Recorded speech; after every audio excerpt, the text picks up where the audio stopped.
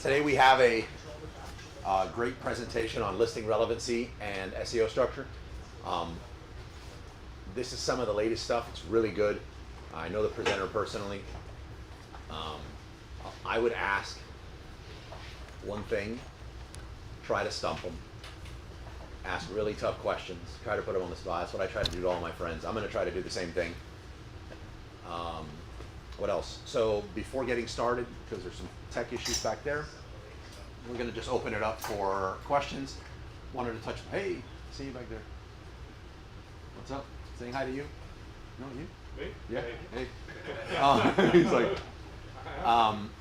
sponsors real quick. Obviously, Rivley. Huge thanks to Rivley for everything that they do.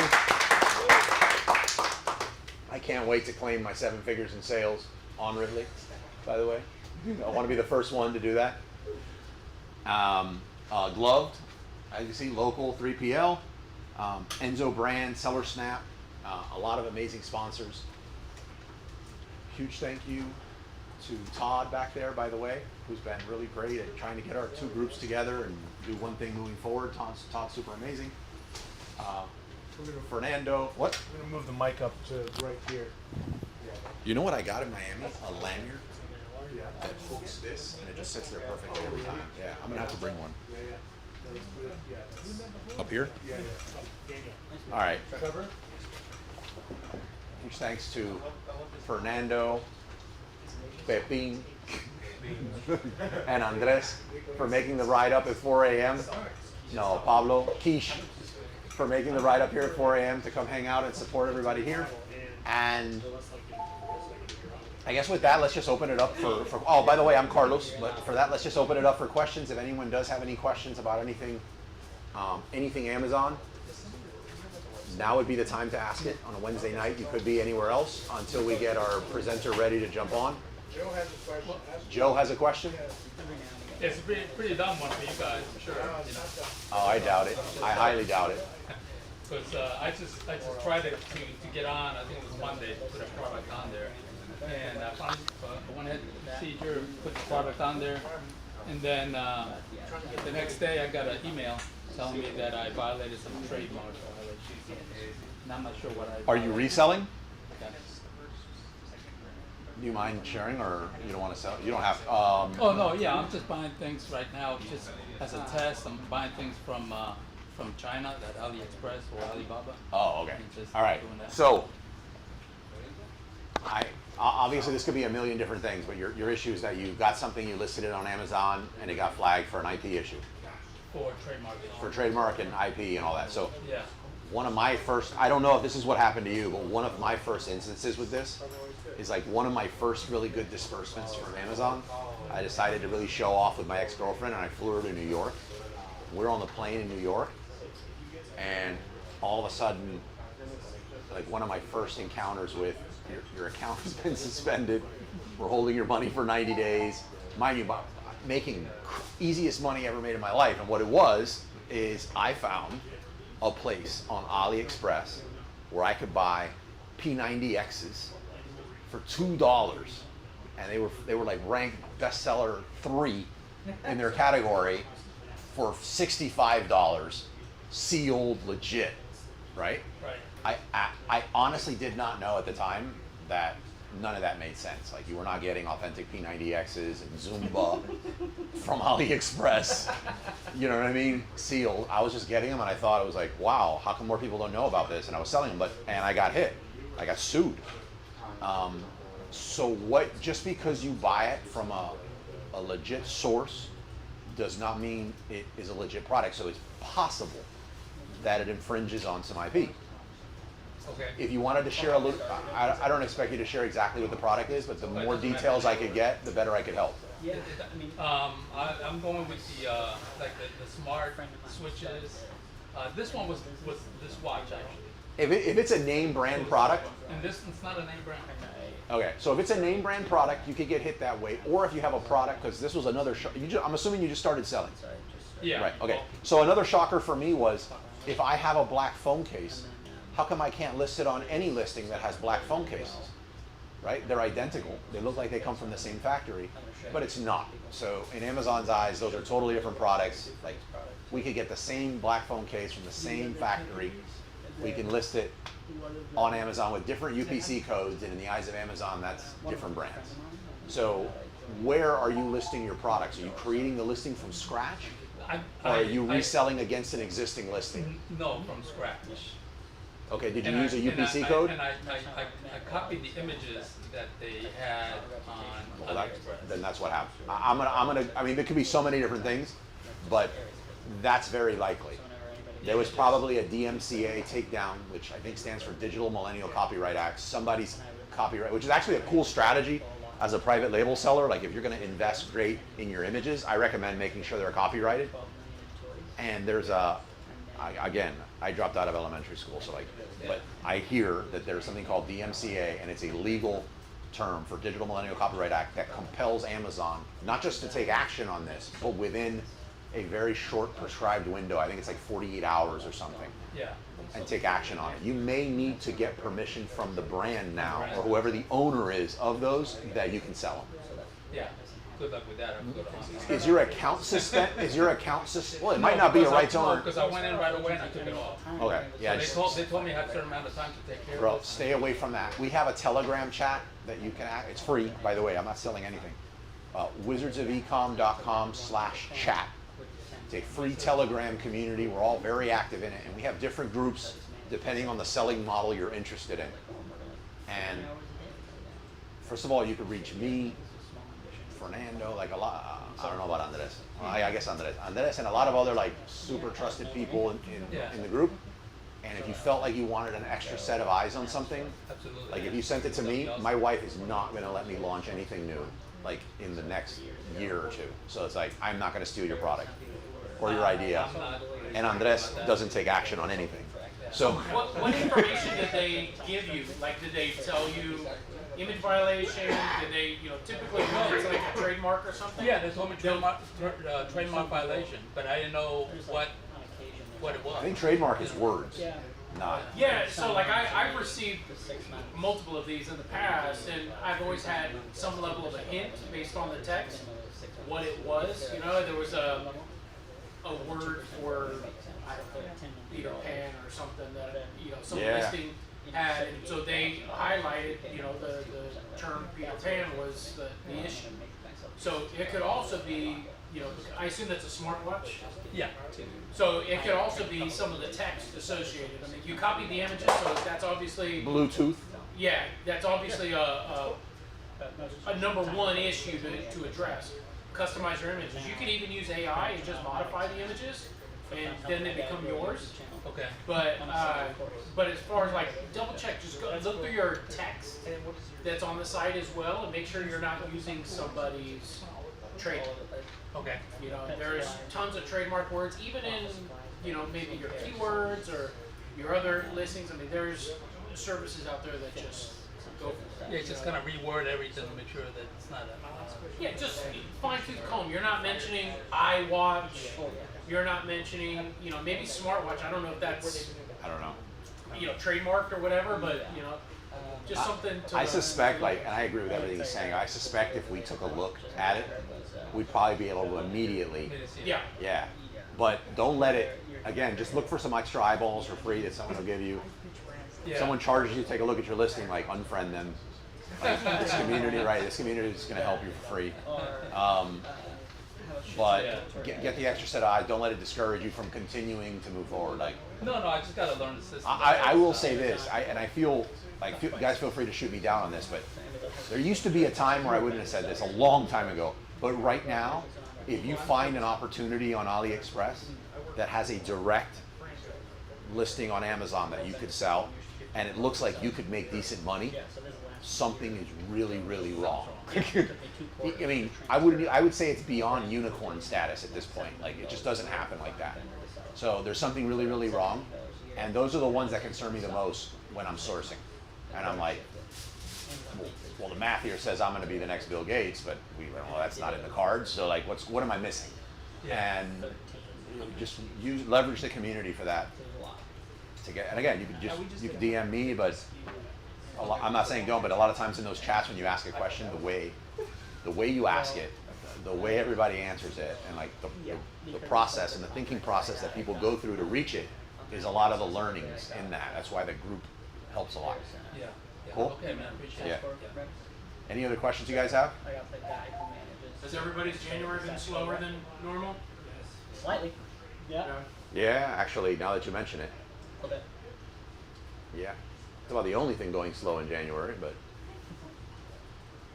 absolutely. Has anybody made, it seems like, and I don't know how long everybody here's been selling, so if these acronyms freak you out, like, we'll just gloss over it real fast.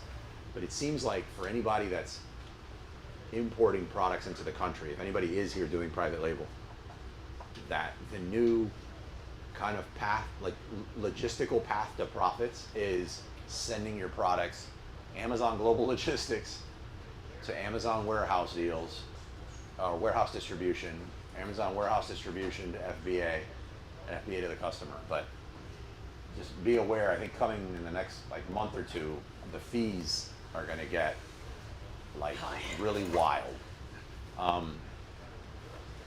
Yeah, I couldn't really understand. I mean, I understand the concept of the FBA, and that's what I wanted to do. But when I was online trying to figure out how much it's going to cost me, what's the minimum quantity that I need to send, I couldn't find that information. I don't think it even matters anymore because there's a fee, and it looks challenging to stay in compliance unless you have something set up with AWD.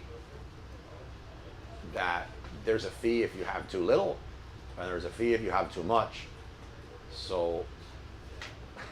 And then if you don't have enough spread through the U.S., we see that you're just not getting enough coverage, and that seems to hurt sales. But if you do, there's no way to also not get hit with one of their fees that we see. So I'm just taking, again, I think everyone's going to get a lot of data together and start sharing it, and then I'll be able to say something a little more intelligent. But right now, it's just I want to have enough coverage for my products to the U.S. and the fees that are associated with that, I'm going to have to deal with for right now.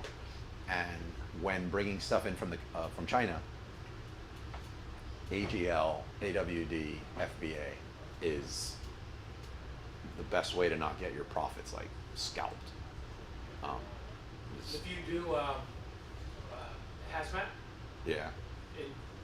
a lot of people have their hazmat cut, so they're fighting to get it back. But on my way here, I was talking to a guy who's in Canada that said he had maybe 12,000 units, and then they cut him down to like 6,000 units. But he had 12,000 in stock. And then they start charging him overage, like over usage fees, 30 days later.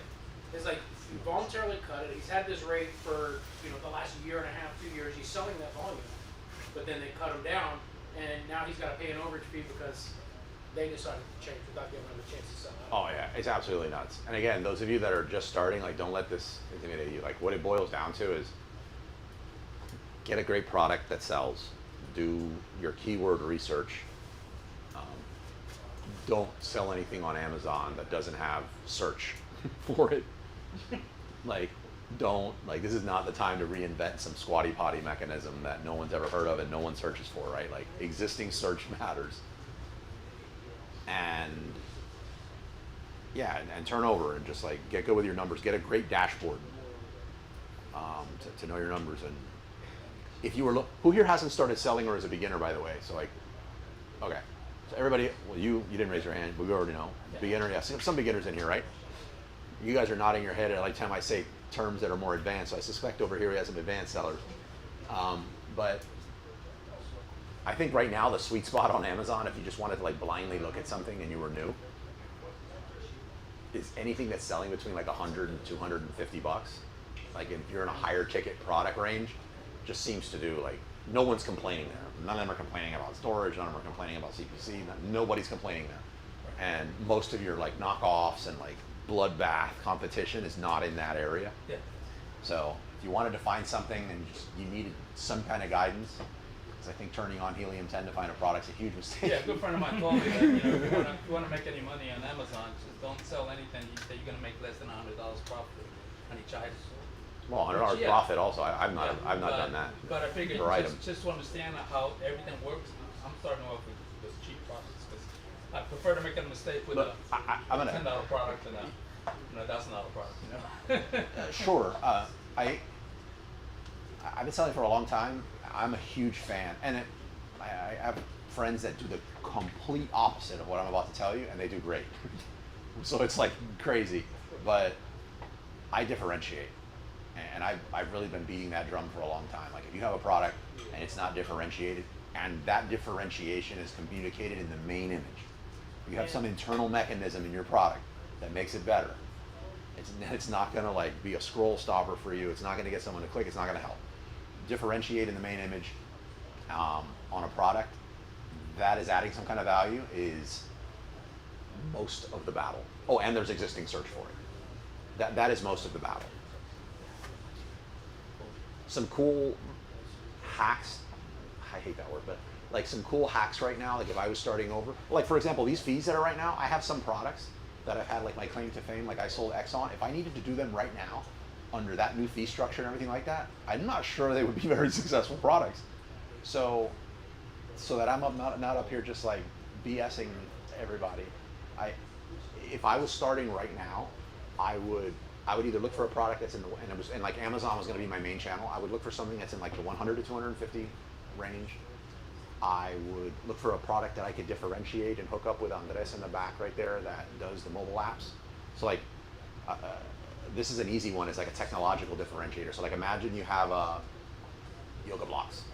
You're selling yoga blocks, but you do not sell yoga blocks, right? You're selling these yoga blocks.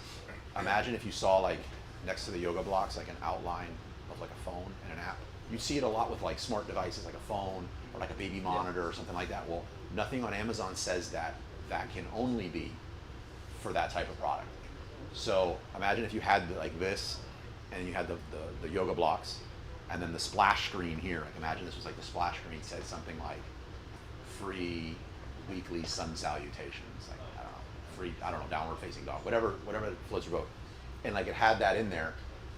What really happens here is that first, the only products you're accustomed to seeing an app associated with are higher priced products. So I'm able to get away with, and we've tested this and we've done this like close to $5 more, which is crazy. $5 more per sale. The other thing is, if you're stuck in an area or you have a product that's not, I'm going to use the angry orange example, right? Like it's not an angry orange. Like it doesn't just stop you in your tracks and you have to look at this product on the screen and that's what gets your sales. That app does it.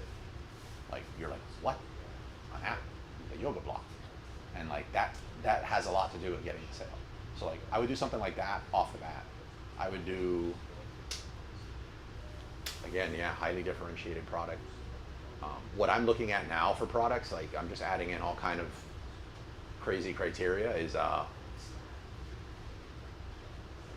haven't totally fleshed this out, but my next product launch I plan on doing it this way. I'm sort of tired of this this two worlds of like you sell physical products or you sell digital products, and the direction that ads are going and the importance of email and list building. I don't think I'm going to launch another PL product unless I can have a course or a digital product that builds an email list that's complementary to the product. Like if I wouldn't want to sell ice cream scoopers, right? Ever, don't. But if I had a course that taught you how to make homemade ice cream and maybe like an upsell on homemade whipped cream, and I was getting people into that and making money and acquiring customers, and I could sell, even if it's directing it to Amazon, to my list profitably, that's a huge advantage. So like for me, I want to make sure that I can put those two worlds together. Yeah. Since you last spoke, which is where I remember meeting Yes. you, we put the app on the main image of our yoga accessories. Don't say they shut you down.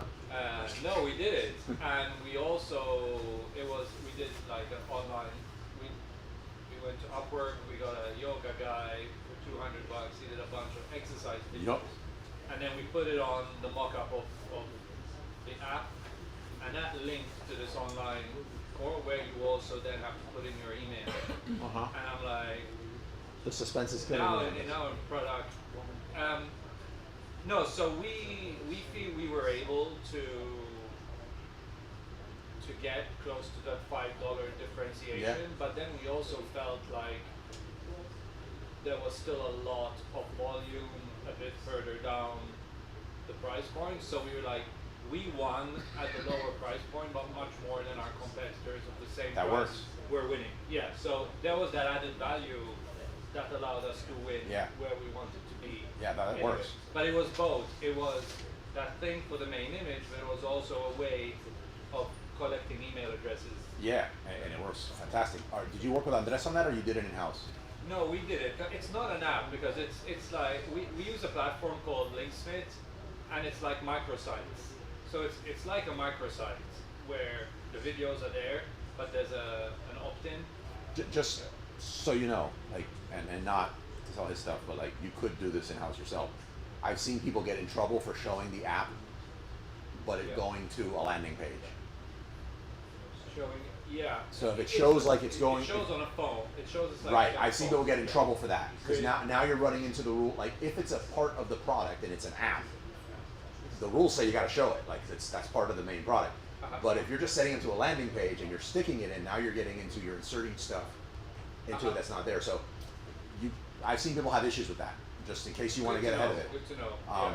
And if Yeah. you decide to pivot later, it takes, I don't know what the time is right now, like 2 months, a month to 3 months to get actually in the app store. Yeah. Doable, but anyhow, just throwing it Make out. it But I'm glad, happen. thank you for that feedback on that, yeah. Yeah. I have seen people raise it and get the price, but then they were like, I want more volume. It still helps, because it gets you higher It depends clicks. on the competition, but Sure. yeah, it was a way of adding value when the rest of the product from us and the other competitors is the same product. Oh, that is awesome. So Cool, thank you for that. Yeah. What else do we got? Everybody's competitors are just bowing down, like CPC's going down.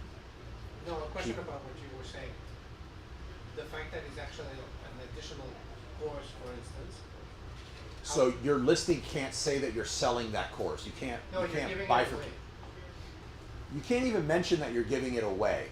So like the splash screen, you could put something as long as it's the splash screen that like alludes to that.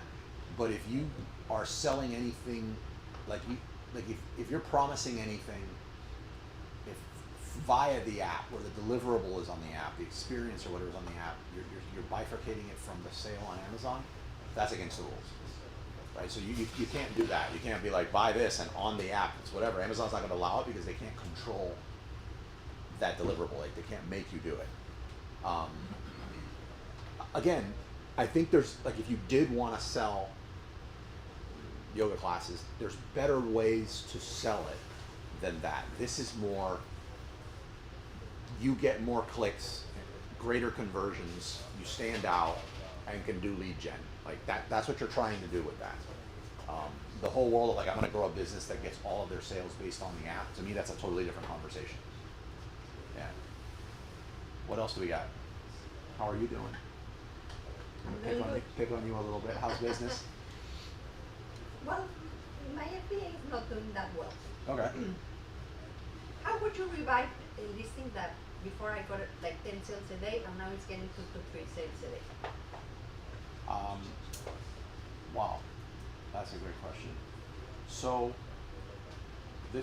so for anyone that couldn't hear on the stream, it's like, how do you revive a listing that was getting 10 sales a day and now it's getting 2 sales a day? I think you first have to figure out why that's happening. A lot of Chinese competitors arrive to the market. Okay, so then you're saying a lot of Chinese sellers have gone to the market. Not to beat a dead horse here, but what you want to do in that case is how can you stand out from them? The game most people will play is you start bundling stuff on. I think ultimately that's a horrible thing because it just like cheapens everything, but it's a temporary, because they're going to add their stuff on too, and next thing you know your thing looks like a party supply listing where there's like not an inch of space. And I think those are eyesores, but that's one option. The app is usually a huge one on the listing. And can you say the category again? I think I know, but I don't want to assume. Well, I have 2 different products. One of them could have the app, but the number one selling has an app already. Oh, really? Well, then I would get that. If the number one selling already has it and you don't, like that's. Well, that product was selling before at 30, now it's selling at 15. I mean, how? So it sounds like they've dropped price and everything. Well, at a minimum, I would get that app. Like if the number one bestseller has it, I don't want to sell a product unless in a head-to-head on PickFu or Product Pinion or whatever you're using, I am the clear winner. Like, otherwise don't do it. And you're like, I want to save some, I can't invest in this kind of photography. Well, yeah, you're going to invest in it. You're going to invest in it in hemorrhage PPC for like the life of that product. So like, I would say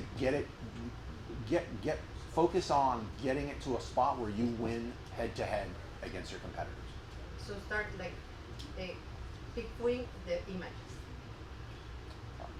Yeah, I wouldn't. I mean, I think you have enough data right now to know that you're not getting the click when you're side by side. So you're probably not. So if you're gonna I'm pick not food, side maybe by spend side. $10. Or You're should probably I gonna get spend it. more money on pay-per-click? I would spend less than $50 testing your image against your top two. See where you fall. I suspect it's gonna be last. Then I would fix that and then win. And then once you're winning, then go look at it again. But if you can't win that, the other thing to consider, and it's one that we don't talk about too much, is when to pull the plug. Like, did you get a product that has like a huge kick me sign on it for Chinese competitors? Say that again? Do you have a product that's like a magnet or has this huge kick me sign that says Chinese factories come sell here? Like if a whole bunch of them are just rushing in to sell it. Like for example, do you sell blue yoga mats and you have no blue yoga mat email list and you're just dealing with like Chinese competitors that all have blue yoga mats and they're willing to beat you on reviews, beat you on, I'll take a penny in profit for longer. Like I don't want to play that game. And if I can't figure out a way to not play that game, I'll get out. Sell slowly. Whatever I have inventory, sell it. Stop paying per click and make my whatever I can do. And get into something else. Yeah, I would. That's what I would do. What else we got? So we were hit, one of our products was hit by the new FBA fees. It's a long product. Fees went up from like $10 to $27, completely killed. What is it, like a ballet bar? It's a long exercise bar, and it's made of wood. So we're gonna basically saw an inch, literally quarter inch above, and they didn't even advise us. It's just what's going on. Kind of two questions there. I wanted to see if you or anyone in the room has been using Amazon Global Logistics, because we have like 4,000 units in Amazon Logistics about to go in that we want to pull. And I don't know if anybody has any experience pulling things out of Amazon Global Logistics. But the other question is kind of pulling inventory out from FBA. This is like $4.50 per unit to pull, and I just don't know if there's an answer to this question. I don't know if there's any other way where we can either pull inventory or move it or kind of do something with this situation where we're stuck. I know several people going through that same thing with pulling the inventory and exploring other ways, and we've not been able to find anything. We were close on one that was a liquidation company that had a relationship with Amazon, and if you agreed to a price with them, they could take it and accept it at the FBA level, but that wouldn't solve for you because you want to keep the inventory. Yeah, there's still value there. Right, so that doesn't work there, but we were not able to solve it. Right. So with this change in rules, you haven't seen a situation where Amazon has offered A free. kind of reduced or whatever rates to pull your inventory. No, but I have seen them show that courtesy in the past on different situations, so I don't think it hurts to ask. Yeah, and then I've also never firsthand, have you heard of anybody pulling inventory from AGL before it arrives at the destination? I've not. I don't know if you can or not, but I've never heard of that. Now, we have another situation where we have a suspended account, and we've got 6,000 units in AGL about to go into a suspended account, and they won't even do anything about it, and we don't even know what's. What, AGL won't? Yeah. Uh, it doesn't change my answer. Yeah, exactly. Except, I man, was you look awful calm for all that going I was on. hoping you'd tell me, yeah, you need to speak to Joe because Joe's the guy at AGL. So it was worth a shot. But. No, I wish. All right. So listing relevancy and SEO structure. We're gonna get started with that. I'll stop boring you guys. Who is that for? We gotta be clear. Is that for the speaker coming up? Is it for me? Not for you. Yeah. You're gonna be there? Yeah, I think so, right? Yeah. You already mic'd up or no? Yeah, I think I need to present. Right? Yeah.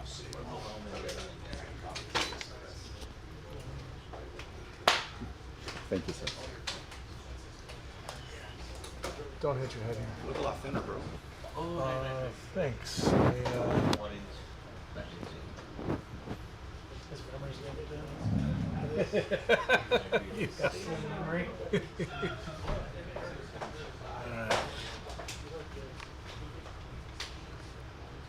Oh, look, I'm famous. Yep, you're famous. You're on TV.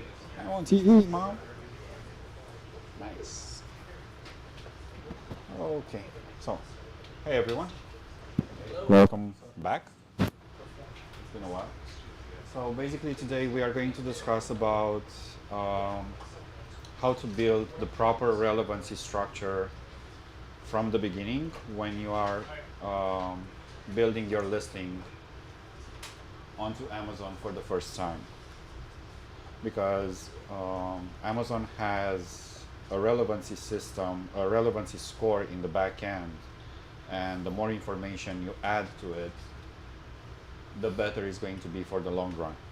Meaning more in the bank account. In the back of the listing, in the back of that product. Do I still need to do the presentation? Who am I? And I would love to know who you are. So yeah. Actually, definitively how to pronounce your last name without me having to ask would be great. So yes, my last name is pronounced Chiru in my language, but you guys are murdering it here, and I'm fine with it. Chiru? Exactly. I've been selling on Amazon for over a decade. This would be the 11th year right now. I had 4 exits. Last year we took a brand from 0 to 8 figures just for last year alone. This presentation was done for another mastermind, so that's why you will see members since 2017. During this time, I had an agency. I'm still consulting with different brands. I'm still involved into different brands. I'm getting partnerships. I trained aggregators teams. I consult for them. So I'm doing everything humanly possible in the Amazon space, basically.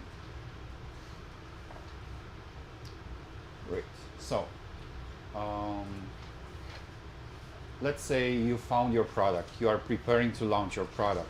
Just before, so what I've been doing and what my team has been doing in the last 2 years, before we pay the supplier and we ship the product, after we negotiate the price, after we do all the research and everything, just before we ask for the invoice from the supplier, we go and we test that product because we want to make sure how it's going to perform in the marketplace. We don't want to do an expensive mistake, basically. We don't want to pay for $20,000, $30,000, $40,000 of inventory that will never sell. So we are going back to the product. We are doing 5 to 7 different variations of the main image. We are testing it on different websites. You can find Sellometrics or IntelliV. They are great for something like this. Then we are selecting our main competitors that we can surpass in the first 6 to 8 months. These are not your main competitors who are selling the best in that niche. You are not fighting the 50,000 reviews guys. You are fighting the guys that have 1,000 to 5,000 reviews probably, or even less than that. You are selecting them and you want to test your new image stack against them from the beginning, before you order your product. Like this, you are testing for click-through rate and you are testing for conversions. Once you have the results of those polls and you see that you are performing better than them in the test results, only then you can actually order your product. Because now you will know that your product will be a success. Even with 0 reviews or with 10 reviews, people are still going to click on your product, and once they click, you'll know that they are going to convert because you tested that before. So it's much easier to spend $300-400 on different testing sites before you actually place an order for $20,000 for a new product inventory. Also, once you select your main competitors, you can use ChatGPT, you can train ChatGPT to act as an LLP expert and perform a semantic analysis of their listings. This is going to give you a very in-depth look on the overall market. It's going to give you all the key phrases that customers are using, all the commercial and informational keywords that customers are using in their reviews. You can ask for the key product features so you can build your product properly and you can optimize it with your supplier during the production phase. You can ask for the benefits, you can ask for the emotional triggers for that market, for that product, behavioral features, and everything you can think of. What is NLP? Non-linguistic programmer. I'll explain a little bit later. But basically you can build all of that data before you actually place the order for that product. So you'll know exactly your customer avatar. You'll always know directly your customer from the beginning, so you'll know exactly who to address your product listing to. And once you're, as I said, once you're scoring higher in all the polls compared to your competitors, you can start ordering that product. So this saves you a ton of money of choosing the wrong products. Yes? Celometrics and Televi, do they do something similar to like PickFu or? Yes, but they are focused on Amazon sellers alone. PickFu is for the masses. PickFu is used by marketing companies all around the world, so they are not specifically focused on Amazon sellers. And the people behind Celometrics and Intellivi are also very successful Amazon sellers. So they know exactly what to test. For example, on Celometrics, and I can show you this in the end, they simulate the search result page from Amazon. So it's going to look, so every single time customers are going to go and vote for your listing, it's going to look identical to the Amazon search page. So I would rather use them. Plus, they've built their pool of voters over time, and all of them are prime customers. So you know that you are marketing directly to that specific audience. When PickFu, I think they are using micro workers, if I'm not mistaken. By using micro workers, most of them are not Amazon shoppers. They are just there to get an extra 5, 10 cents per vote or whatever they are being paid. Yeah, supposedly you can, one of the options is to pick To choose your audience. membership. Yeah. How true it is or not, I don't know. But Yeah, you can choose your audience, but in the end, I think it's also micro workers. So I don't know how well it will work. For me, those two are working perfectly. Is the price similar to PickFu? So you can do one poll on Celometrics for $100, I think, and in Televi it's 110, 120, something like this. I don't know how much is PickFu because The last same. time, last time I used PickFu was like 5 years ago, so I wouldn't know. But yes, it's the same. How The does only that work? You provide them the product and they do the research for you? Or? no, they are not doing the research. Let me show you. Where's Celometrics?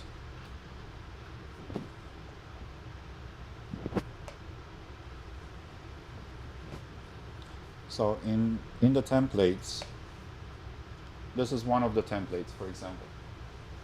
You can select up to 10 competitors. As you can see, they are simulating the Amazon search page completely. You can place your product in there, and people are going to vote which one they would choose from the search results. This is our product right there.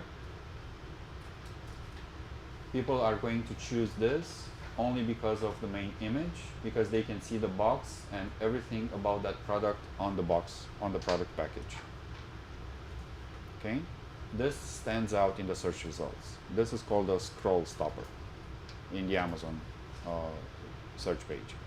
So what you want to do every single time on Amazon, especially in the search results, is to capture the attention. The best example that I can give you is when you're looking for, let me show you this real quick and then we'll go back to the presentation.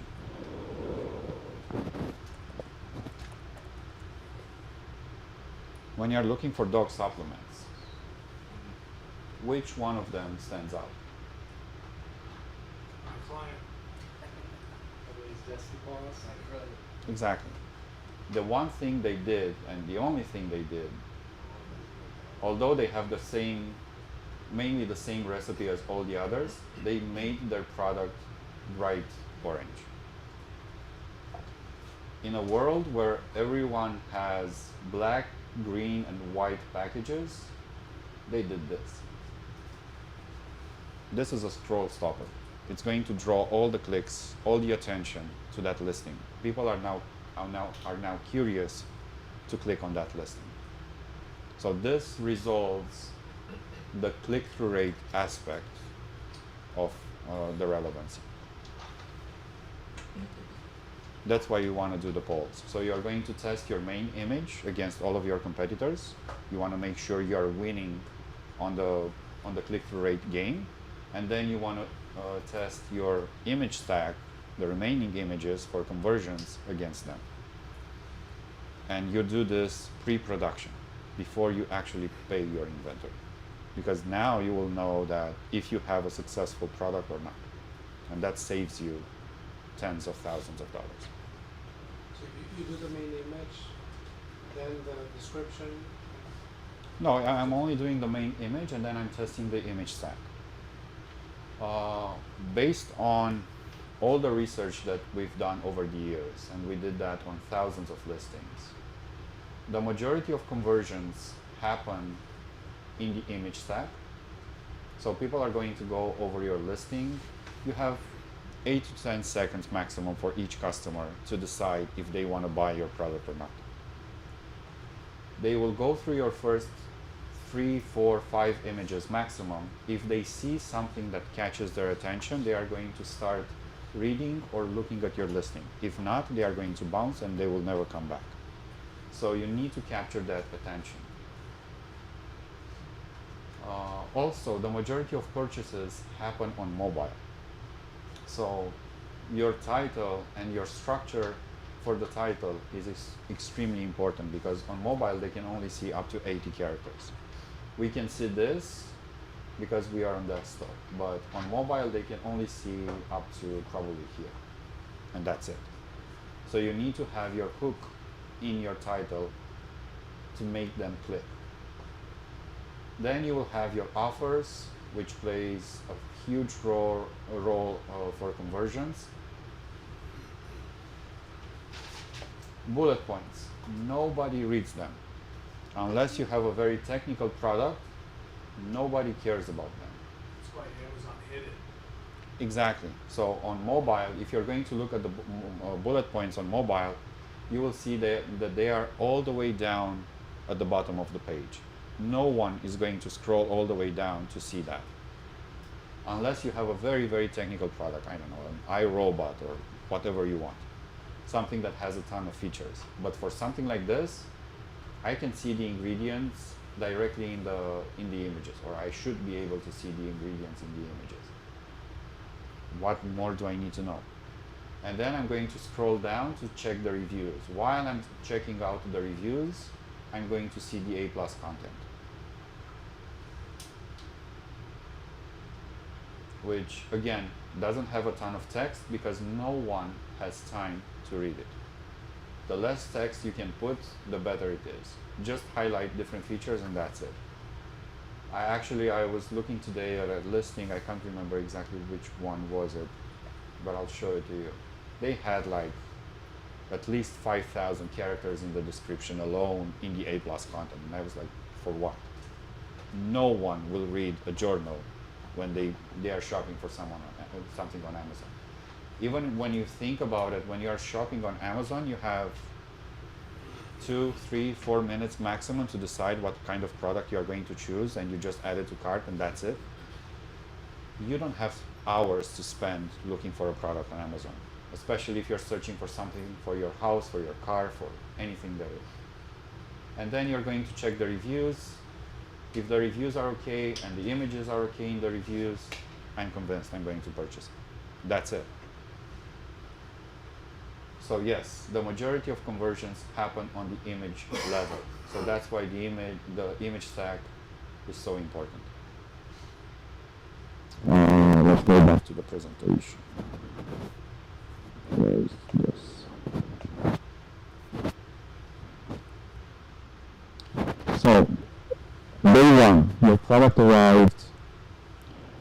Also, make sure when you are when you are building your listing, when you are creating your listing back into the Amazon catalog, make sure you select all the dates in the future. Do not go live from day one without inventory, because that's going to kill your honeymoon period. For those who don't know what the honeymoon period is, it's basically a period of 2 to 4 weeks given by Amazon where you can rank your product a little bit easier and a little bit faster. It's their help to new sellers, to new listings. So every single time you are creating, let's say you need to create your listing so you can give the FNSKU codes to your supplier to put it on the package. That means your product is probably going to arrive in Amazon in 4 to 6 weeks if you're sending it by sea. When you are creating that listing, don't save that listing until you put all the dates in the back end in the future. Put them 6 months into the future, 8 months, 1 year, whatever it is. Every single date that you can find in the back end, put it in the future. By doing something like this and saving it like that, the moment you click on that listing, you should see the Dogs of Amazon page. When you see the Dogs of Amazon page, that means your honeymoon period didn't start. So make sure you're doing something like that. Also, now you have your competitors already selected. Make sure you are checking their browse path, their subcategories, their general ledger. The general ledger is basically the item type in the back of the listing. Because that's going to give you the main relevancy score for your product for that specific category. Back in the old days, we were able to list, I don't know, silicone spatulas in clothing just for the sake of getting the bestseller badge on a subcategory. Since they changed the new algorithm, and it's been like this for the past 2 years, the relevancy is built within the category that you select. So the more relevant the category of that product is, the higher the relevancy score that you get in the back end. The item type and the browse node ID are extremely important when you are selecting them. And usually when you are searching for your product, let's say you're searching for a silicone spatula so you can find your category, the first 2 categories in order, those are by far the most relevant categories for your product. Make sure you choose either one of them. They will give you a list of 20 different categories. Make sure you select the first 2. Because if not, you will have indexation issues, you will have ranking issues, and your product is just not going to perform properly if you don't select that from the beginning. Also, you can download your BTG file. It's called, if you are searching it into Amazon search bar in Seller Central, it's going to be called Browse Tree Guide. It's a huge file that contains all the subcategories and all the browse node IDs for every single major category on Amazon. The moment you are searching for something like this, they will have required attributes for every single subcategory. You will see the majority of them have 5 or 6 required attributes that you need to complete from the beginning when you are building your listing. They allow you to save your listing without putting those on. But if you don't have those on, you will have a ton of problems afterwards, again, with indexation, ranking, and also changing different stuff after 2 years on your listing. So make sure that those attributes are always completed. And it's super easy to do. You just download the file, you check exactly what are the required attributes for that specific category, and you just complete them. In most cases is, I don't know, material type, audience, and stuff like that. Just make sure you have those. Also, every single attribute in the back end, and we tested this several times because Amazon is not sharing the information, unfortunately, is going to count to the relevancy score. And they are measuring the catalog contributions on every single listing. The more information you add, the higher that pyramid is going to build on the relevancy. If you're not adding all of those required attributes and also the optional ones, then Amazon will go and add them for you for your listing. The more information that they add on your listing, the more contributions they will have over your listing. So this is how you are going to end up with issues like 3 years or 5 years down the line that you cannot modify your title, you cannot change your images, you won't be able to change your A+ content. That's the reason, the catalog contributions. Because they have a higher contribution score than you have on your own listing. That's how their system works. Questions? Yes, sir. What do you do with some of the attributes that don't seem to apply to your product? You still try to fill Right now you have the option of selecting not applicable to my product. Do that. hide them from the relevance Yes, score? that's how it should work. I don't know how it's working, if it's working properly, but that's the information that I have from Amazon. So that one I haven't tested yet. I mean, I'm still selecting not applicable for my product, but I don't know how it's influencing overall. Yeah, because sometimes there's attributes that make sense for the category, but not my product. There's just comments with Yeah, but they switched, or they haven't switched completely, but now the algorithm is using AI in the back end. Amazon's AI is called Comprehend. So they are not using ChatGPT or anything else. They build their own AI. The AI already knows all the relevant attributes for that specific product because it's doing a full analysis on that market nonstop. So they will know if those attributes do not apply to you. So it's fine. They are trying to change that, but it's going to take years. So those attributes will not show up anymore on those listings. They move slow. Okay, so as I said, the Amazon algorithm is now using AI to build a relevancy score, and they are also sending for the overall sentiment that that listing portrays to their customers.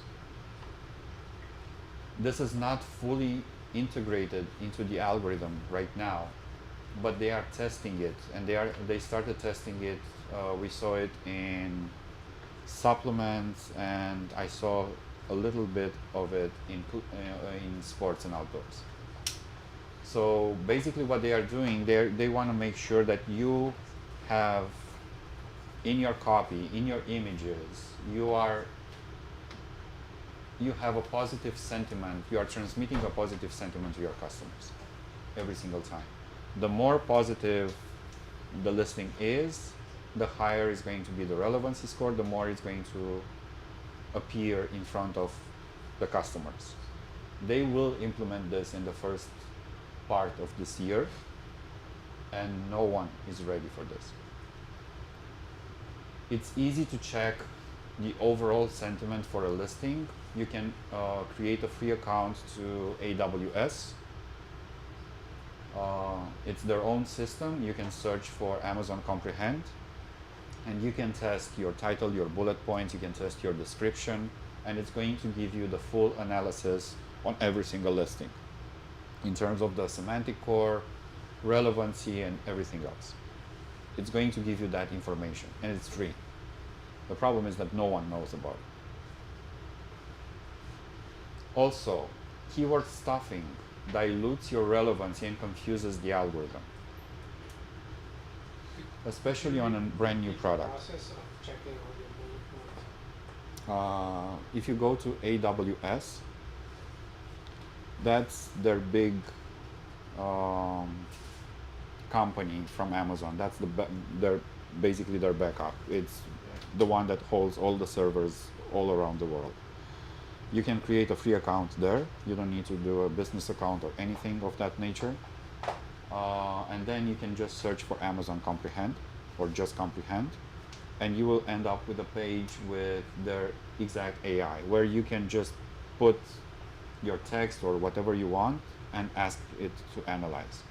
And it's going to give you, if we have time, I'm going to show you exactly how to do that. It's not difficult. It's just like working with ChatGPT, just with a different interface. It's not that difficult. Also, you can ask ChatGPT, if you're writing your listings with ChatGPT, you can ask it to write them in a positive sentiment, because the language is the same. They are going to find it just as relevant. Okay, the keyword stuffing dilutes your relevancy, and I'm still seeing a ton of sellers who are doing this, where they are just keyword stuffing their titles, and it looks extremely unorganic and Chinese looking. That confuses the algorithm. Ideally would be to work in keyword batches. You select 5 to 7 keywords from the beginning in the exact match as much as possible, and you only optimize your listing based on that. The algorithm is going to do the rest. But if you have a laser focus approach on your listings, they are going to perform far better than any other listing out there if you do those things right. And to choose those 5 to 7 keywords, I would highly recommend you identify your root keywords initially. So, for example, if you're launching a new vitamin D3 liquid drops something product, your main root keyword is going to be vitamin D3 or vitamin D. That's your main keyword root. If you can find 2 or 3 other keyword roots, that's great. If not, just go for long tail keywords related to that keyword root. Vitamin D3 liquid drops, vitamin D3 for women, and so on. And focus on those. It's going to be much easier to rank for them. It's going to be much cheaper to work on them. And it's going to build the ranking also for the main root keyword.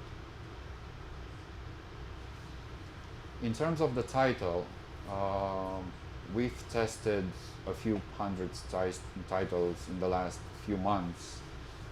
The best one that we found, and it's working, is in this structure, where you have the hook in the beginning, followed by the main keyword, and then you have the product features, and then you're adding the other relevant keywords. Can you give an example of the hook in your vitamin D liquid drops? I'll show you.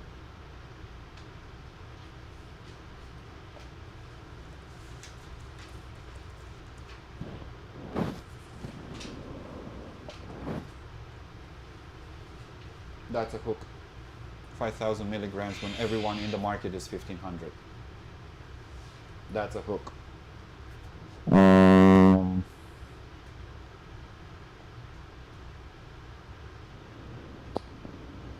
This is a hook as well. 18,000 milligrams when everyone else in the market is 9 or 10,000. Ultra concentrated, 10x, high strength extract. This is a hook as well, 28,000 milligrams, 20x concentrated extract, and then you have the main keyword, which is beetroot capsules. And then you have a few other features of the product or whatever you want them to know, because They will see your title up to here on mobile. You need to capture their attention. And then you can put whatever other keywords, if you have them available for that market. Thank you. You're welcome. My question. Yes. So with that hook, is it still important to make sure you have your brand as part of the hook? No. You don't have a big brand. You are just building your brand. Even if your brand is doing 15 to 20 million dollars per year, you don't have a big brand. You are not Nike. Okay? So losing real estate in front of the title, it's pointless. No one knows your brand. They don't care about your brand. They really don't care. So Amazon adds that automatically to your listing, but you can trick it by maximizing the number of characters. So you have a maximum of 200 characters in your title. Just make sure you put 198, 199, or 200, and the brand name will not show up anymore.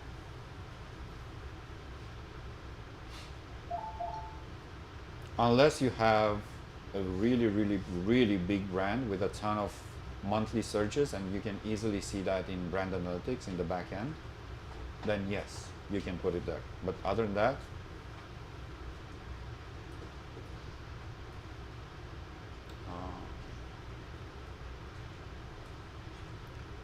now, when you are selecting your main keywords that you want to focus on during the launch process, make sure you are selecting the keywords with a high conversion rate.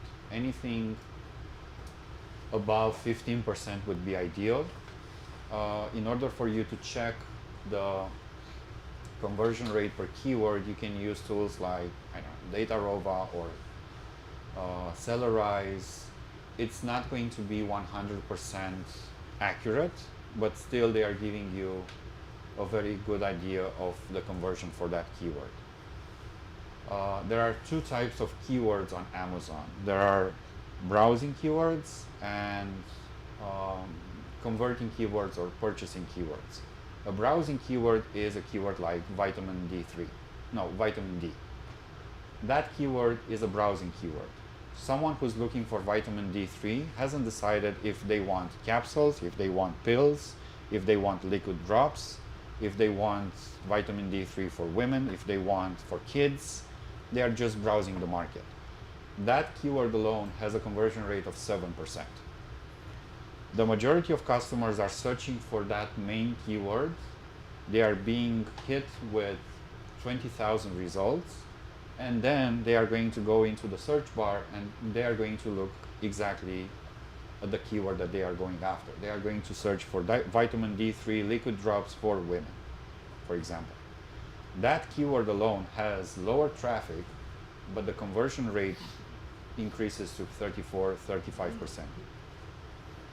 That's the keyword that you want to dominate, not vitamin D3. Yes, vitamin D3 also drives a ton of traffic and a ton of sales, but for you as a new seller to rank on vitamin D3 is going to be nearly impossible if you don't have $1 million as a budget for the first month, basically, because you will be fighting all the big guys.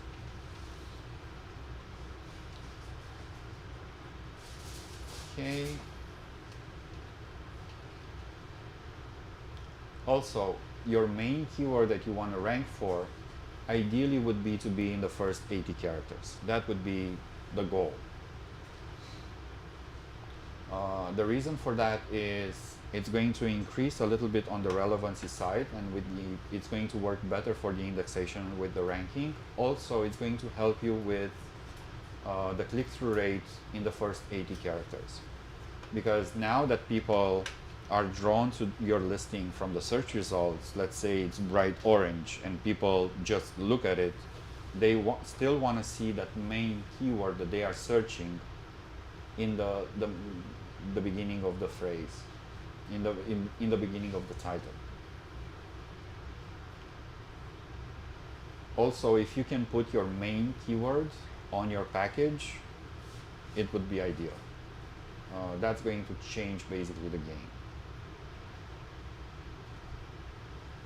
when you are building your listing, analyze your competitor reviews and use the same language as they are using in their reviews. Those relevant phrases are going to convert a lot better. Also, every single image now gets read by the algorithm, by the AI. So the keywords in your images get read by the AI, and it's building to that relevancy score. You can also add keywords in the metadata of every single image, because that's going to be crawled by Google as well. So that's going to help you with the outside traffic. And it's just organic traffic that's coming in. And that can be easily done in Photoshop by your graphic designer. That's the metadata text in your images. If you're scanning that QR code, it's going to send you to a random video on YouTube exactly how to do that. It's not mine, it's something I found online, but it's super easy to do. Just to add that metadata in the back of every single image that you have. Just so you can get crawled by Google. You've seen results from that? You will see your images show up in Google search results a lot faster if you're doing something like this, yes. It's a big golden nugget there. One of them, yeah. Also, Amazon confirmed that the use of videos on your products give you a 10% lift in conversion and sales. That's their confirmation coming directly from their systems. And so far, very few Amazon sellers are using videos on their products. Even if you have a crappy video, just put it there. You filmed it with your phone, perfect, just put it there. The best videos are the ones filmed with your phone.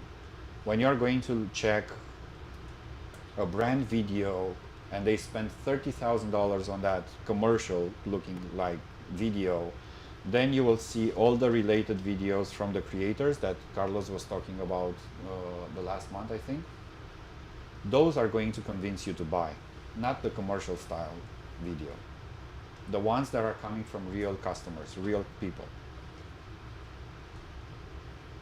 Also, highly important to use any type of coupons, strike-through pricing, promotions. Everything is going to count towards the overall relevancy of your listing. Ideally would be to see exactly what's your target margin. So let's say you want to sell that product for $25. At $25, you have a 35% margin. You don't launch it at 25, you launch it at 30. By launching it at 30 and starting to send traffic to it and starting doing Amazon PPC on it, even if you're getting 5 to 10 sales on that product initially, Amazon now is going to lock in that price.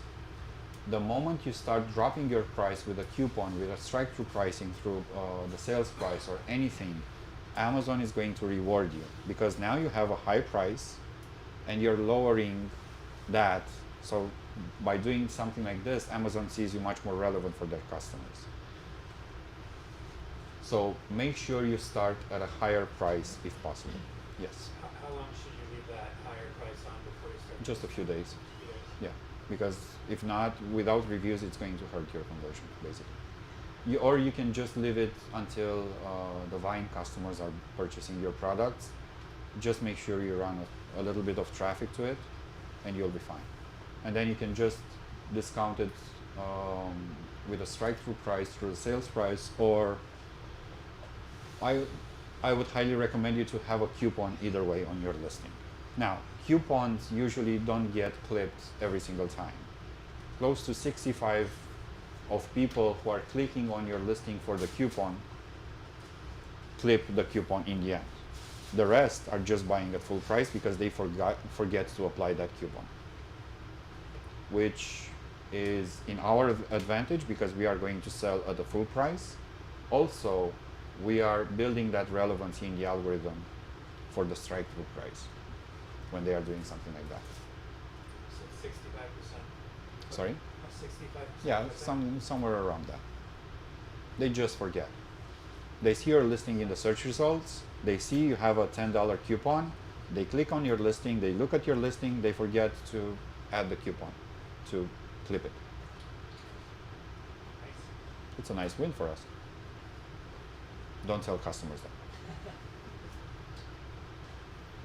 Okay. What else?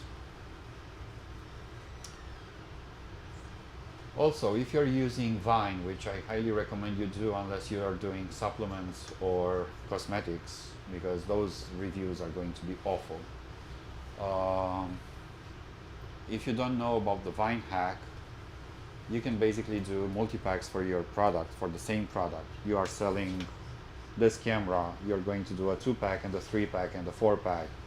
You're listing them separately in different ASINs. You're registering all of them into Vine, and once you have them registered into Vine, then you combine them all under the same parent listing. By doing this, you're going to start your launch sequence with 120 reviews from the get-go, because every single listing has 30 reviews. Those 2-packs and 3-packs now went out of stock because you only sent in 30 units, but the reviews are there on the parent, and you still keep going strong with the main product. And you can start with 120. I have friends who are doing this, and they have 900 reviews from Vine. Yes, I know. Is there a way to hide them then when they go out of stock, rather than You can close the their listings. variant, like out of stock? Yeah, close the listings. You close. Or you put the dates in the future. If you close the listing, you won't lose. No. But the easier way would be to put the date for that variant that went out of stock, put it in the future. Put it 5 years into the future. And it's not going to show up anymore anywhere on your listing. Again, don't tell Amazon that. Also, the Q&A section on your listing, very important. It gets indexed. Everything in the Q&A section gets indexed, and you can put whatever you want in there.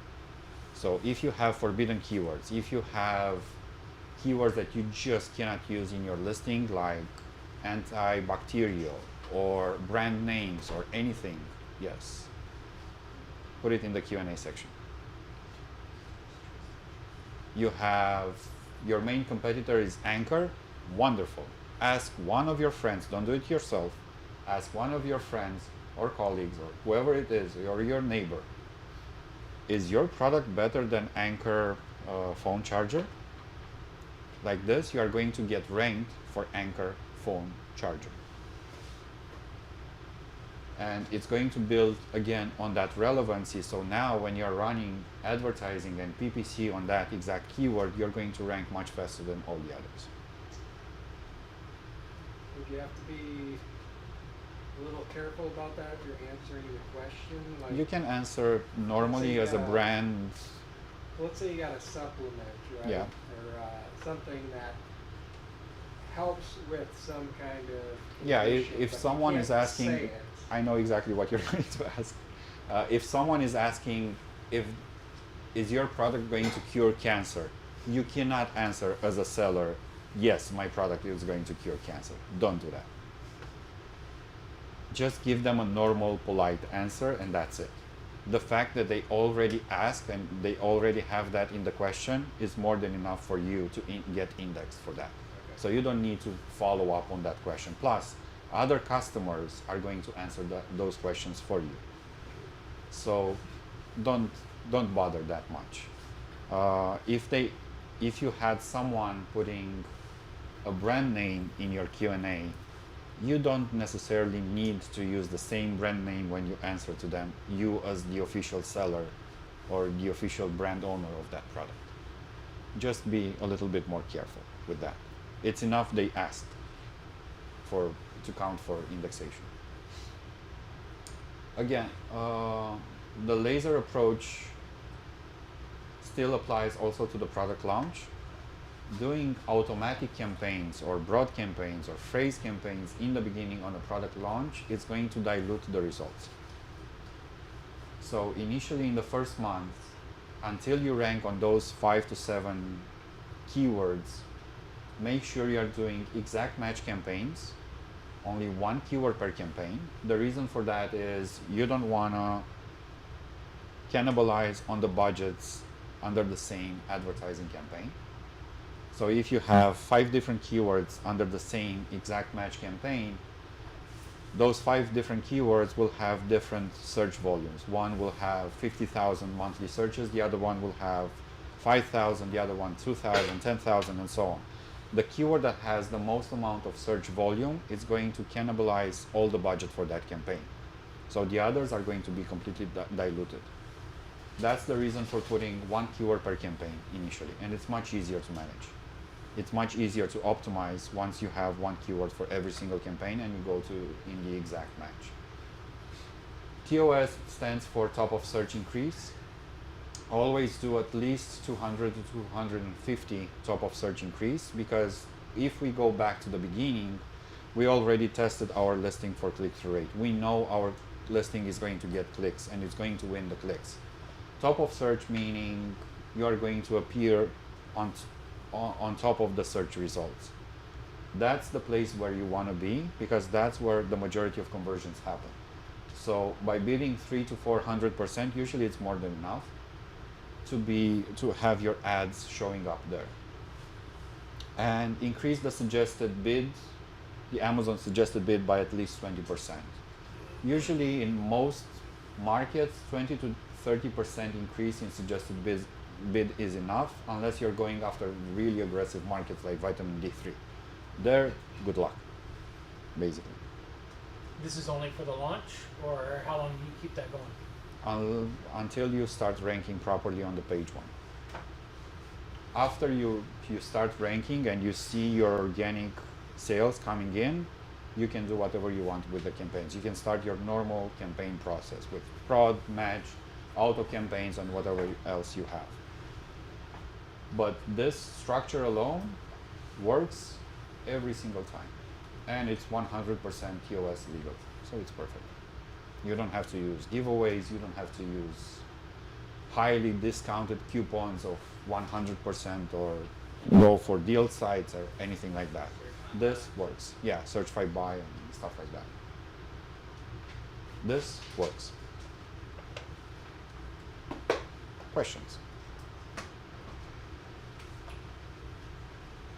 On TOS, you say 300 to 400%. That's not 3%, that's 300% to 400% increase, right? Yes, that's true. And then where can I But find that that TOS percentage setting? when you are creating your campaign. You just create the campaign, you select the keyword, you add the keyword, and then you increase the top of search. In the settings of the campaign. Yes. Bid adjustment percentage. Yes. I can show it to you if you want. Yeah, that'd be great. No. I'm not planned, I swear. Yes, sir. How are you optimizing those campaigns? Are you looking at the ACOS for those launch No. campaigns? The Are you ACOS thinking in the only about beginning, you are going to bleed. Because you have a brand new product that has 20 reviews, 30 reviews. You are going to bleed in the beginning.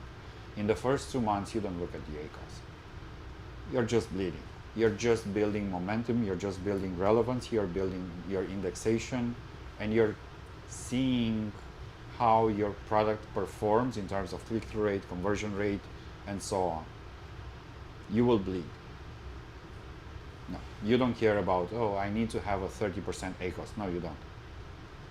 So you're You gonna need to run rank. You're going to Yes. set your budget. No, and you need to rank. Yeah. But still, if you're going to take the long tail approach with high conversion keywords, you're not going to bleed that much. You're not going after the main keywords where you're going to fight people that have 15,000 reviews. You're going to go after the smaller ones, because all the big ones, they don't focus on the smaller keywords. So you are taking this approach to the market. You're not going directly to that. If you have the budget, sure, go for the main keyword. Good luck.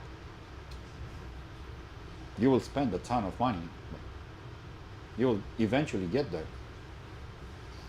I have people who are spending $800,000 on a product launch. Yeah, sure. If that's you, good luck. But the majority of 99% of sellers don't have that kind of money. So taking the smarter approach always wins. I have a question. Yes. If you're launching a new variant as opposed to a new item, how does the strategy change? Like a different It's an design, old product and you want to launch an old variant. like a new variant. Yeah, usually a new variant is going to give you a new honeymoon period, usually. So the new variant should act exactly like a new product. Okay. So the same strategy applies to that. Also, every single variant can carry their own keywords. So if you have 3 different variations on a product, every single variation will have a different title. So like this, you don't have to focus only on targeting 5 keywords. You can target 15 because now you will have different titles. You can have different bullet points if you want. You can have different descriptions in the back end. Doesn't matter. All of them are going to get indexed. So if you have variations, actually you have a huge advantage over everyone else, just from a ranking and SEO perspective. What about the PPC side of that, where you're already advertising other variants, and so if you're launching that new variant, you've got PPC there, you're just launching its own Yeah, you separate can run. match campaigns, Yeah. and then you're competing against each other, or You are not going to compete against each other because Amazon is smart enough not to fight between your variants, basically. So it's not going to compete. You're fine. Or you can add. So if you're only advertising one of your variants, you can still keep that and just add the other keywords that are now on the new variant, and it's still going to work with no issues.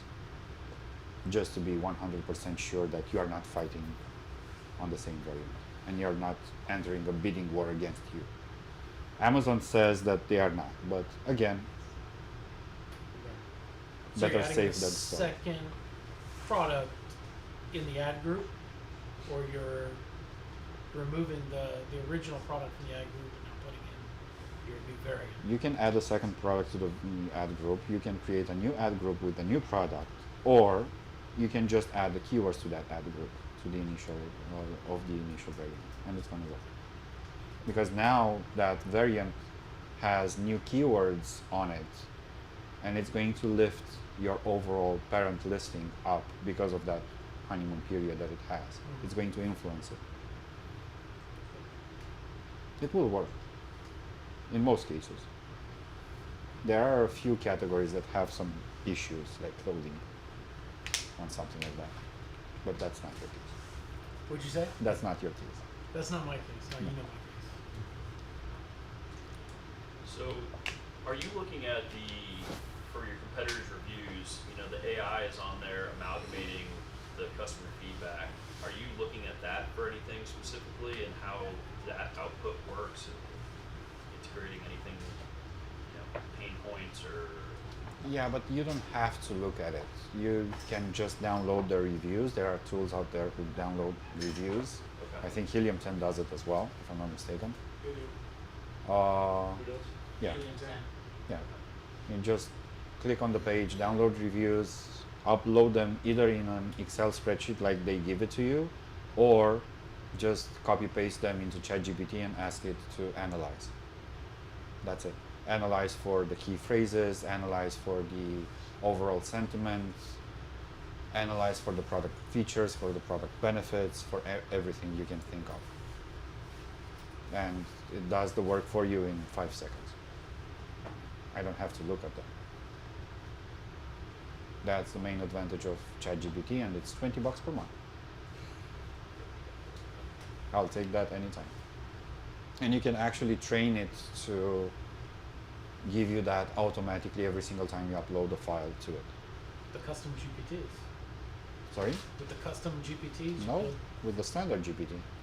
With the standard GPT, you can train it to do different tasks, and we can tell him, based on this text that I'm going to give you, analyze everything and make sure you're building, you're giving me this every single time I'm uploading something like that. And if you keep that chat open every single time, or you go to that chat every single time and you upload that file, it's going to give you that response without you having to instruct him to give you something like that. I found that if each time you do a new one, you prompt, are you ready for the next one? You won't have, because I've had it in the past where it just forgets everything that it was told. So I put my initial prompts, and when I tell you to be ready for the next one, reference this text again. Okay. And then every time I put, are you ready for the next one? It says, yes, I'm ready to do blah, blah, blah, blah. And then it gives it. I don't know if this was an Are you issue I had using months different ago. chats? Are you using different chats? No, same chat. I've had it where it forgets what I told it before. Really? Uh-huh. I never had that, and I've been using it for 1 year. I used it yesterday, and the first time I just trained the custom GPT, so that's one of the things you can do now. Okay. Exactly like you're saying. As a matter of fact, with the code that you and I talked about, but instead I trained the custom GPT, so every time I open it up, it's like I'm having a new conversation, but it remembers everything. So there's no pretext or anything. I just load it in and I say, hey, Okay. analyze this, and blah, blah, blah, and it spits out all the previous results. You know, all the answers that I'm looking for, essentially. For me, that I it's working if I pre-programmed. keep the same chat and I just name them Yeah. according to that.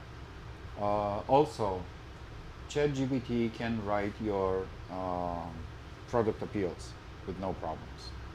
You get a product suspension, no worries.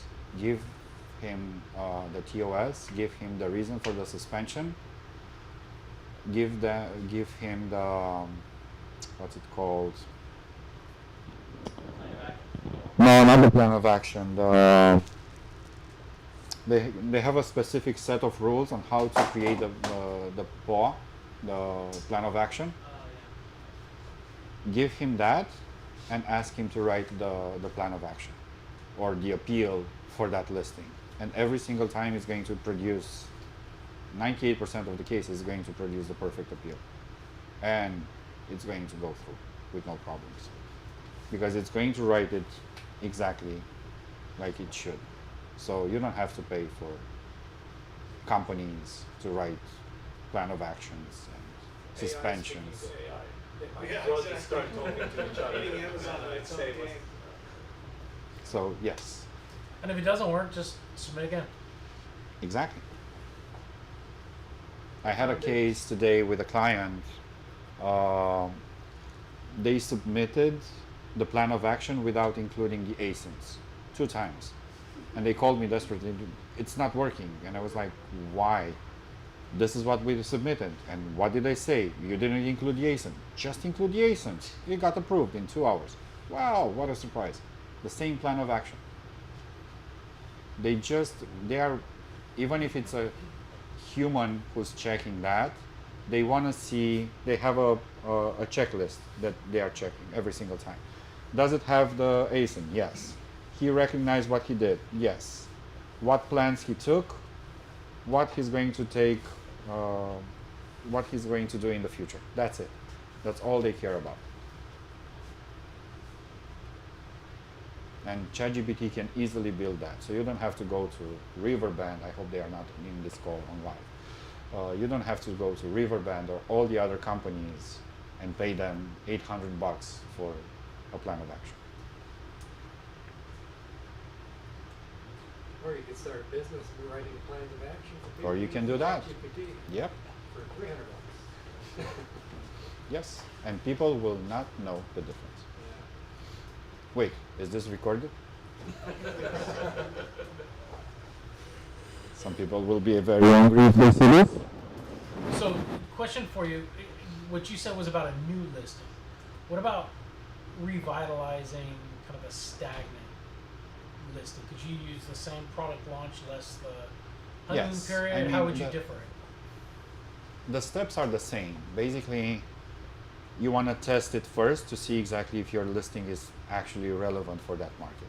You want to see exactly if you're getting the clicks. if you're getting the clicks, if you're getting the conversions. And if you're getting that, then you just need to resolve the relevancy component to it. So everything on Amazon, in my opinion, what I've seen from my experience, comes down to those three things that we discussed about: relevancy, click-through rate, and conversions. Everything else is just noise. So once you resolve the click-through rate and the conversions, then you need to rebuild the relevancy part.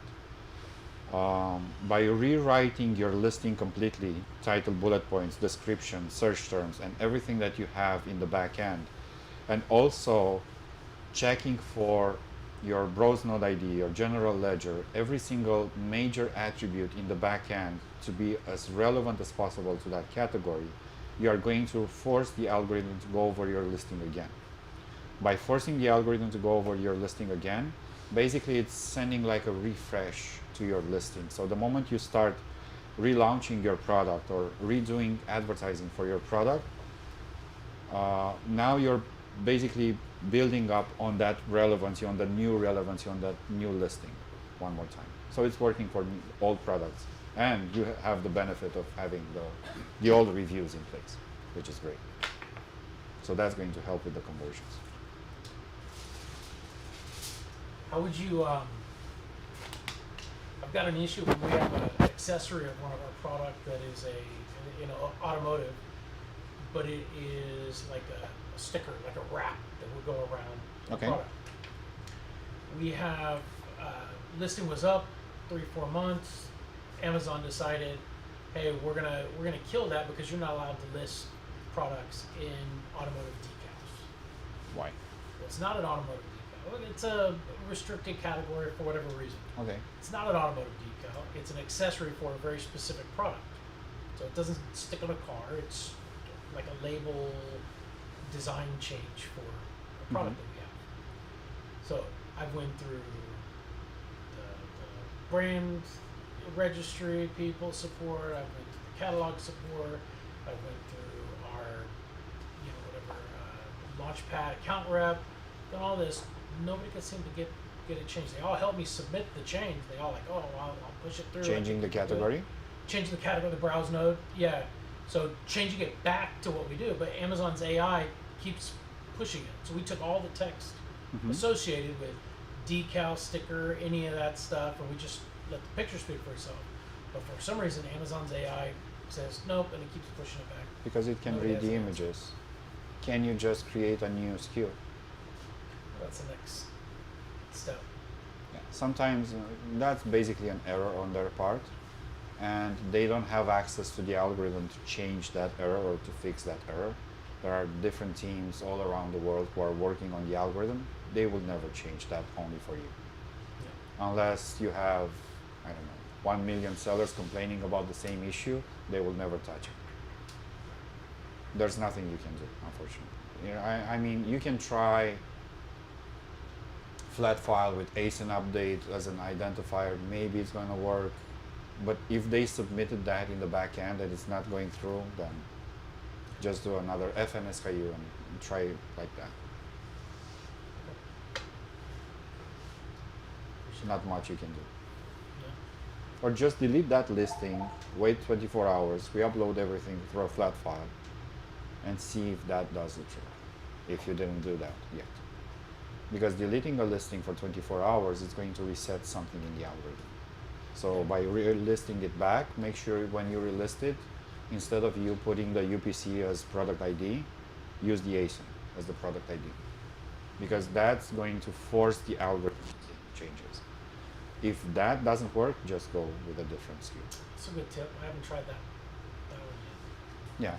Yeah. Every single time you have issues with your listing and the changes are not going through, and you need to submit a flat file or an inventory template, as they call it, make sure you change your product ID type, your product ID, not your product ID type, that's different. Your product ID from UPC, change it to ASIN. That has higher permissions in the algorithm when you submit. And usually it takes the changes immediately. So that's another goal. I'll let you know in a couple hours if that one works. For your new product packaging designs, are you running like contests and then narrowing down your? No. I mean, Or you have an idea from the get-go? I have already an idea for the product package. I just I just rearrange it differently, just to see exactly which one people are going to click the most, basically. So if you have a supplement, you're going to start adding ingredients to it. You're going to start adding your product box to it, and so on. That example that you saw here, we don't have a box for this product. Just so you know, don't tell Amazon. This product comes in a clear poly bag with a FNSKU label on it. That's it. But it captures the attention. If it's working, it's working. I don't care. No one from 13,000 reviews or 1,347 reviews, no one ever complained, oh, this product didn't come in a box. I don't care. I got my part. It's good. Perfect. Take it. I don't care about the box. You're in the automotive space. You're changing your taillight for your Tundra, your door handle. You don't care about the box. You're going to throw it either way.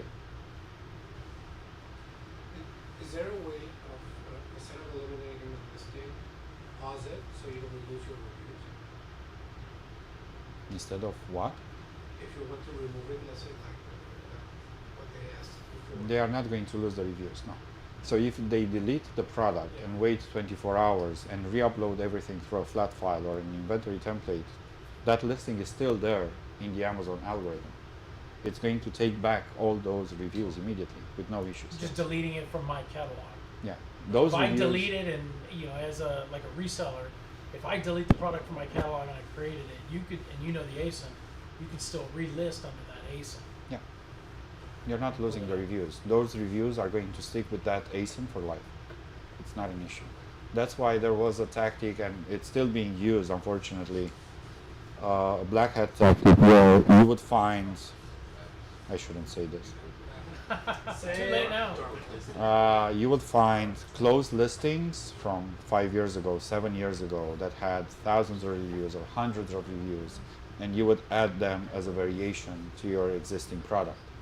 Now, your new reviews are going to be on top every single time, your most recent reviews. Let's say you already have 200, let's say you have this product. You already have 1,204 ratings for your product, but then I can jump overnight and have 10,000 ratings because I added a ton of closed listings with a ton of reviews. No one will know I did that except for my competitors because they see me jumping in rankings and in ratings as well. But when they go and search for the ratings, you can only see like 100 reviews, so they will never see those. The Chinese are using those tactics nonstop. And I can show you examples in the berberine, the supplement category, where they jumped from 200 reviews to 7,000 reviews overnight. That's how they are doing it. It's completely against the TOS. It's a very black hat tactic. But somehow they don't suspend your account. They just delete the reviews and you can do it again after 2 hours. I'm not doing it. In action, just Sorry? If you want to see it in action when a new cell phone is released, then go on Amazon and search for cases. Yes, exactly. You'll see cases with Yep. thousands of reviews Yes. for a brand new cell phone. Yep, that's true. Exactly. They are doing exactly that. And there is a specific search string that you can do in Google, and you can search for all the closed listings on Amazon. And then you just pick your favorite category and that's it. They overly complicated the process right now because they started putting some stops in place, but overall it's the same thing. The Russians and the Chinese are using that nonstop. So if we have Russians online, because I know for sure we don't have Chinese online. Who do you recommend for images? For images, For your photos or for to do your pictures? Well, I have my own team for that, so So you do it in-house? I'm doing it in-house. I'm also offering as a service, but I didn't come to promote my services, so Promote them, please. no. We can discuss it after, so it's fine. For keyword search, do you have some, what would you recommend as a tool? Brand analytics, nonstop. So you have a ton of tools out there. You have Data Dive, you have Sellerize, you have Helium 10, you have everything. My advice to you, use the Product Opportunity Explorer from Amazon, because that's data that's coming directly from Amazon. You don't rely on the scraped data that all the other tools are using. Use brand analytics, and then just to make sure you can use a product, a service like Sellerize for keyword research and Data Rover. The reason I'm not using Data Dive is because they are still refusing to give you the conversion per keyword. And for that reason, I'm out. And plus, they are missing a ton of keywords as well, but I shouldn't say that online, but still. So yes, you can use those. I would always trust the information that's coming directly from the algorithm instead of using tools like Helium 10 who are just scraping the Amazon search results. Because I've been using SEMrush. Yeah, but SEMrush is not for Amazon, that's for Google. So yes, Google and Amazon have similar search keywords, but still they are different in a lot of cases. The conversion is different, everything is different. Amazon.com is basically a search engine. Yes, usually they are 4 to 6 months behind Google in terms of implementing new things and new technologies and so on, but it's still a different search engine in the end.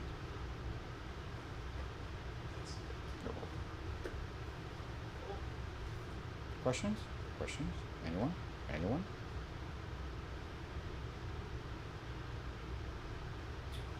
Thank you very much. That's it. All right, thanks. Thank you.